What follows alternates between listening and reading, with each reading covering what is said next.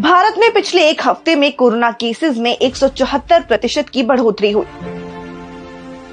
इससे कुछ लोग देश में चौथी लहर की आहट भी मान रहे हैं।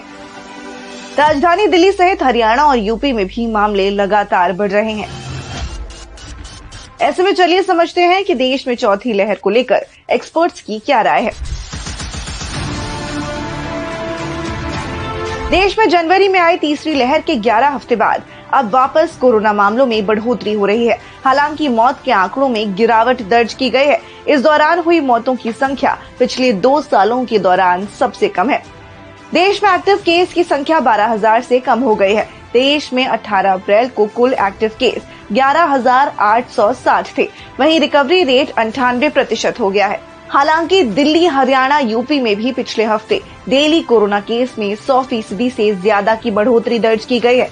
दिल्ली में 17 और 18 अप्रैल को लगातार 2 दिन 500 से ज्यादा केस दर्ज हुए। वहीं हरियाणा में भी इस हफ्ते 1,119 नए केस सामने आए हैं, जो पिछले हफ्ते से 118% ज्यादा है।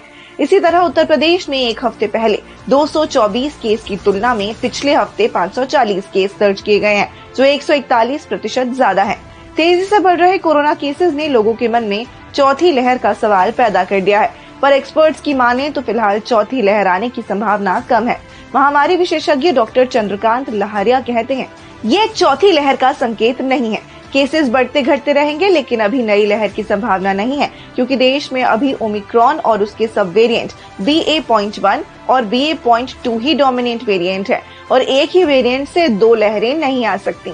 एक्सपर्ट्स का कहना है कि कोरोना के मामले बढ़ने का कारण ये है कि अब पाबंदियां हट गई हैं, लोग ऑफिस जा रहे हैं, बच्चे स्कूल कॉलेज जाने लगे हैं। ऐसे में कोविड नियमों का पालन करना और बूस्टर डोज लगवाना बेहद जरूरी है